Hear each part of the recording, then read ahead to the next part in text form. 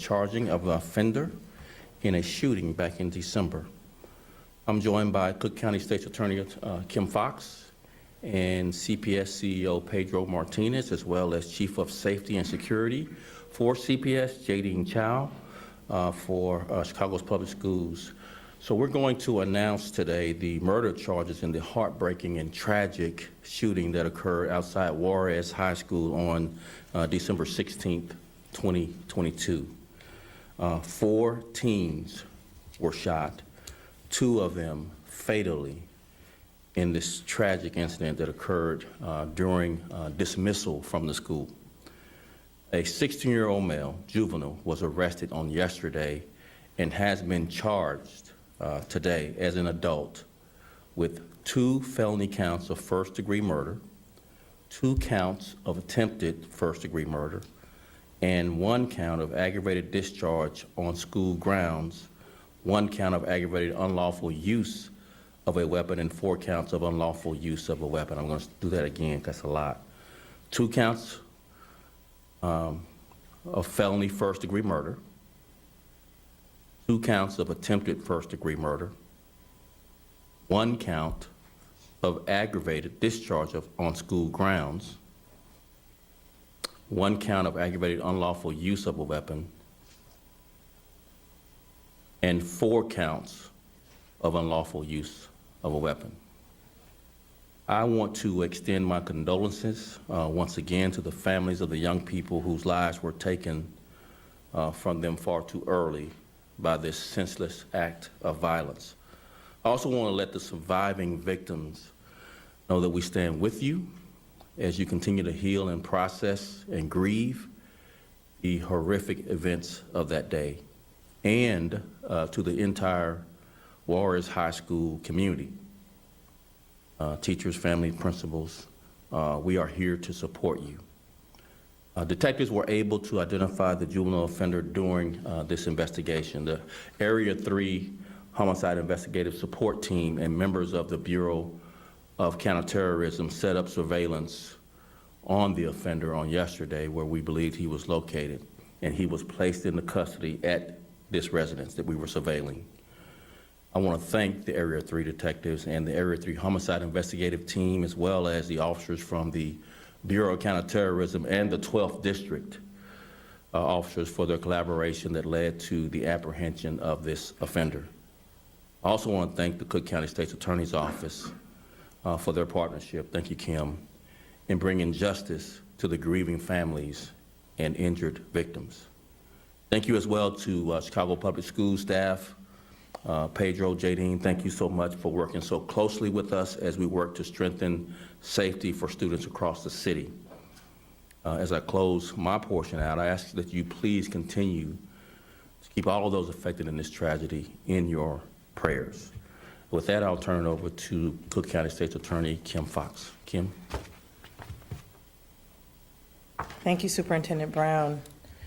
And greetings to you, CEO Pedro Martinez of Chicago Public Schools. I certainly do wish that we were standing together under very different circumstances.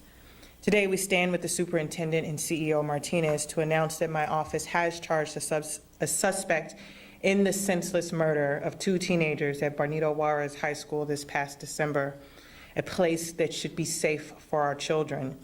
As the superintendent said, and I just want to clarify, the suspect is being charged with 2 counts of murder and 2 counts of attempted murder in adult court. The weapons charges, the aggravated unlawful use of a weapon, the aggravated discharge of a weapon, and the unlawful use of weapons charges will be in juvenile court. The fact of the matter is that we lost 2 teenagers, and our suspect is also a teenager.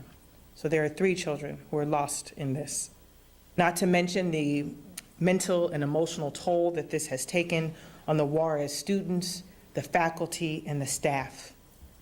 As a mother, I can only imagine what the families of the victims are going through. My heart goes out to them and to all those parents who have lost children to the violence that continues to plague our communities.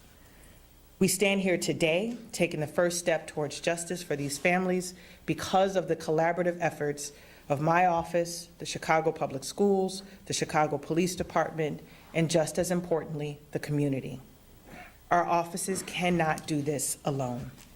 The criminal justice system is not just police and prosecutors and judges. The community is the most important aspect of our criminal justice team.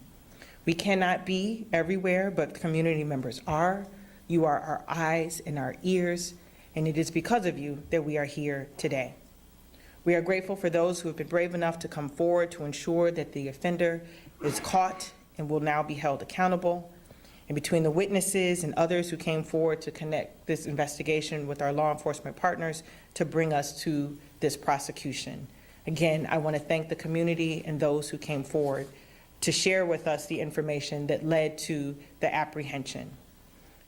Again, to the families of the victims, I pray that you can start to heal and know that we will do everything in our power to ensure justice. I also want to take a personal note of privilege. As a student at Lincoln Park High School back in 1989, I recall vividly to this day a classmate who was murdered. This is not an isolated moment in these young people's lives, the teachers, the faculty, the staff. It is something that they will carry with them for the rest of their lives. And it is because of this and the trauma that has been inflicted upon them that we must be extra delicate in how we deal with our young people in the aftermath of this loss, and our teachers, our true first responders. We should not lose sight of that, even in the wake of this prosecution.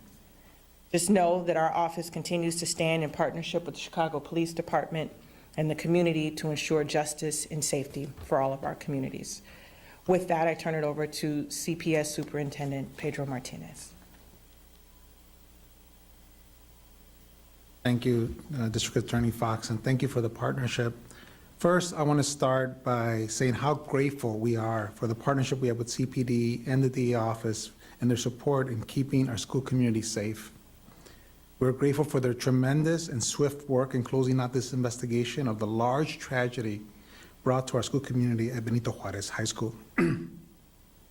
Bringing this closure is very important towards restoring the calm and safety that all of our school communities need and deserve. It has been an all hands on deck within Chicago Public Schools in ensuring that we are working towards both the safety both inside and outside of our schools. On that note, I want to take this opportunity to remind everyone of the steps we have taken in partnership with the Chicago Police Department. Over the past few months, CPD has been providing external support across the city in a form of having patrol officers available for dismissal in select situations where we've had a need for special attention. In addition, in supporting selected dismissal areas, these officers are also conducting external checks throughout the day to look for suspicious activity. The district, especially our Office of Safety and Security, is working with CPD on an ongoing basis to keep our schools safe. As we all know, there's not one single answer to violence in our communities. It requires parents, schools, and community members and police working together to support our youth both inside and outside of our buildings, as our district attorney just said. Again, we're grateful for CPD's continued commitment providing the support and special attention detail for the rest of the school year. And I want to thank personally Superintendent Brown and the department support of the Juarez school community and the work they've undertaken to bring us today's arrest. And on a personal note, this is very personal for me. Not only in being in this role, I am so proud of the work that our teachers are doing every day to support our children as we strengthen our recovery efforts in our district academically. But when it comes to safety, we cannot do this alone. Our teachers can't do this alone. Our schools principals cannot do this alone. It has to be together with CPD, with community members, with the DA's office. It's the only way this works, everybody. Thank you. We'll just take a few on-topic questions only, and we're going to pass around the mic. Hi, Superintendent. This is Maria Berreyesa from Univision. I have a question, and it's in regards to the suspect. Was he a student, and did he had any criminal record? So we're going to be a little bit careful till we get through bond court with further descriptions of the offender. At some point, we'll be glad to visit with you and others if they have questions about the offender. But we're going to wait until we get to bond court on, I believe, tomorrow. Yep.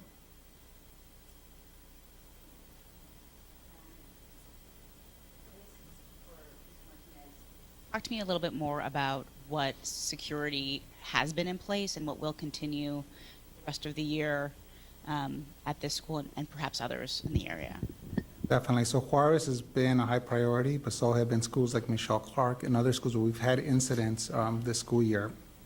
And again, I'm just very appreciative because we have patrol officers that are dedicated to select areas in our schools so that our school leaders, Jadine Chow, our Director of Security, have complete access. So whenever there's any concerns that our school leaders may have or a staff person, we can have special coverage at dismissal times or when school starts. And we're working on even solidifying even a longer-term plan because, again, it's going to take all the support to help keep our children not only safe in the schools, but also in the communities. Much about the identity of the suspect. Do you have anything about their criminal history? We do. Again, we want to make sure and get through bond court, and that we'd be glad to share his criminal history with you all. All the sensitive nature of being a juvenile. Yes.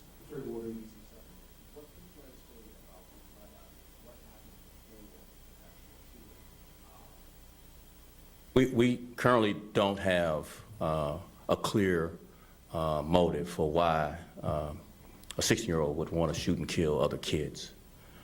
And it's unconscionable if you can imagine trying to find some reasoning behind it. It's senseless. There's no good reason. We have some ideas, but they're just, again, when we get to bond court, maybe there will be a little bit more clarity around what and why. But right now, we're going to defer motive for a later day. That's one of the possibilities.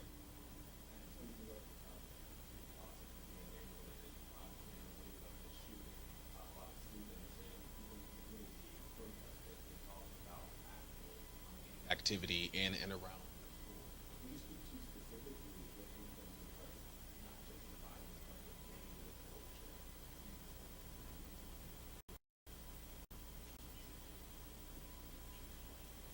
Thank you so much for that question. Again, my name is Jadine Chow. I'm the Chief of Safety and Security for Chicago Public Schools.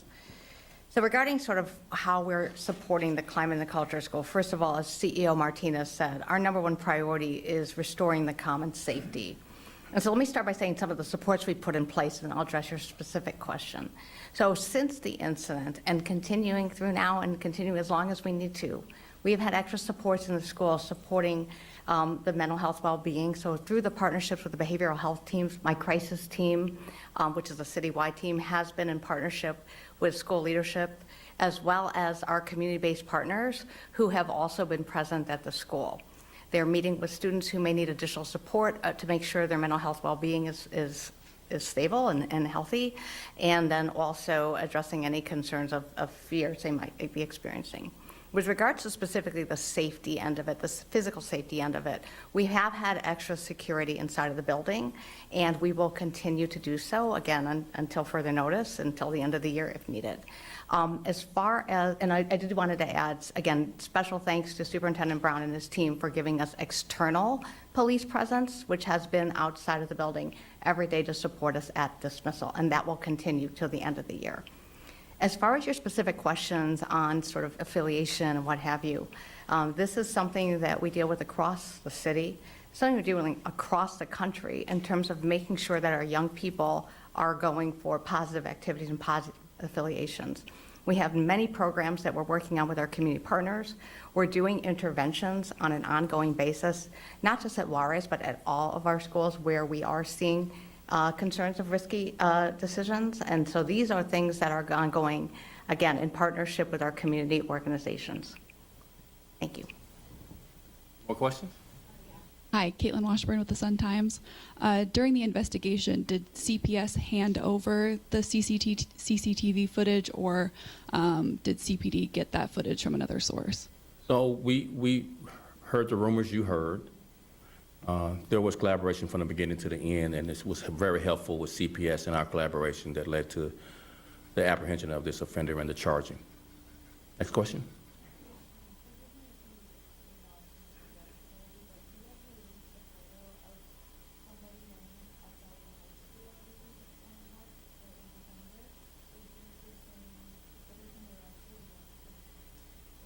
Brenda, do you recall? Yes, it is.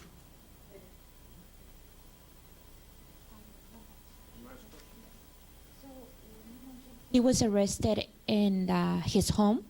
Was that, do we know like what neighborhood or where was this arrested taking place? So again, we'll let, tomorrow in bond court, you guys just attend if you can, or send someone, all those details will be laid out in bond court.